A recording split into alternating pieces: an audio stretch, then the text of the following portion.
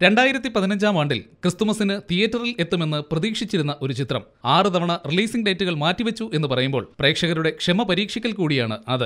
പറഞ്ഞു വരുന്നത് മലയാളികൾ ഏറെ പ്രതീക്ഷയോടെ കാത്തിരിക്കുന്ന പുലിമുരുകൻ എന്ന ചിത്രത്തെക്കുറിച്ച് തന്നെ. ലാലേട്ടൻ ആരാധകർ മാത്രമല്ല, കേരളം മുഴുവൻ ഉറ്റുനോക്കുന്ന ഈ ചിത്രം ഉടനെയെങ്ങും റിലീസ് ചെയ്യാൻ പ്ലാനില്ല എന്നതാണ് പുതിയ അണിയറ വാർത്തകൾ. സാങ്കേതിക തകരാറുകൾ മൂലമാണ് ചിത്രം നീണ്ടുപോകുന്നത് എന്ന് ഔദ്യോഗിക പക്ഷം.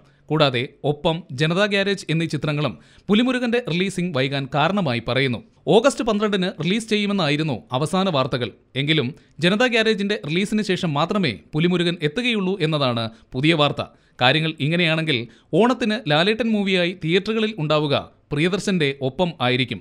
പുലിമുരുകന്റെ ഇനിയുള്ള സാധ്യത നവരാത്രി ആഘോഷവേളയിലേക്ക് മാറ്റുക എന്നുള്ളതാണ്. ലോകമെമ്പാടും 3000 സെന്ററുകളിൽ പ്രദർശിപ്പിക്കാനൊരുങ്ങുന്ന പുലിമുരുകന് വൈകുന്ന റിലീസിംഗ് തീയതി പാരയാകുമോ എന്ന ഭയവും ഒരു വശത്ത് നിലനിൽക്കുന്നു.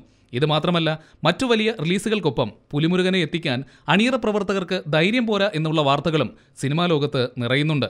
എന്തായാലും പുലിമുരുകൻ പുലിയായി തന്നെ എത്തുമെന്ന് ആഗ്രഹിക്കുന്നു കേരളമൊട്ടാകെ. കസബയിൽ ഞാൻ സബ് ഇൻസ്പെക്ടർ മുകുന്ദനാണ്. എന്റെ കഥാപാത്രത്തിന്റെ പേര് അർജുൻ എന്നാണ്. അന്വേഷണമാണ് ഈ ചിത്രം, ഒരു കേസ് അന്വേഷണം. എന്റെ ഫാദറിന്റെ മകനായിട്ട് തന്നെയാണ് സിനിമയിലും അഭിനയിക്കുന്നത്. നല്ല ചെറുപ്പക്കാരൻ നിധിൻ, ഞങ്ങളെല്ലാം അച്ചു എന്നാണ് വിളിക്കുന്നത്.